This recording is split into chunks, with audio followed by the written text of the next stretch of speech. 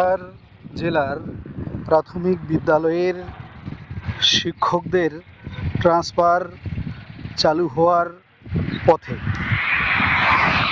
গত 16ই জুন কোচবিহারের প্রাথমিক বিদ্যালয় সংসদ থেকে একটি নোটিশ জারি হয়েছে এবং এই নোটিশটি প্রত্যেকটা সার্কেলের এসআইদের কাছে পাঠানো হয়েছে এবং যে সকল বিদ্যালয়ে ছাত্র অনুপাতে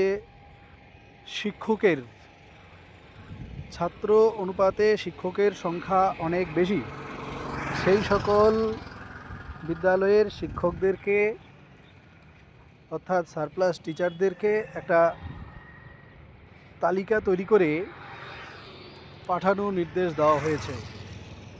এই তালিকাটি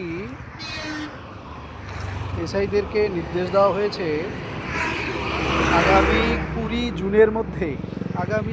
জুনের মধ্যে এক্সেল শিটে তৈরি করে প্রাথমিক বিদ্যালয় সংসদে পাঠানোর নির্দেশ দেওয়া হয়েছে।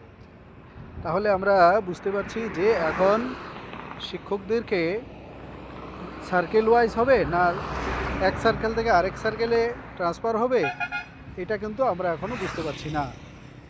তাহলে এই সার্কেল ওয়াইজ হবে কি সার্কেল ওয়াইজ হবে না, এটা আমরা এখনও বুঝতে পারছি না। তবে আগামী 20 তারিখে এই এক্সেল শিটে সারপ্লাস টিচারদের নামের তালিকা ডিপিএসসিতে চলে যাবে এবং সেখান থেকে ডিআইরা বা চেয়ারম্যানরা অতিরিক্ত শিক্ষকদেরকে অন্য বিদ্যালয়ে ট্রান্সফার করবে।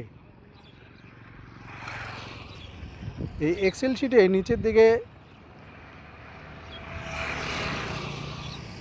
লেখা আছে, প্রথমে ব্লক, সার্কেল, স্কুলের নাম, DISE code, name of the surplus teacher, designation, date of joining, present school ইত্যাদি, এগুলো লিখে ডিআই অফিসে পাঠাতে নির্দেশ দেওয়া হয়েছে এবং শিক্ষকদের অতি শীঘ্রই অন্য বিদ্যালয়ে ট্রান্সফার করা হবে। নমস্কার।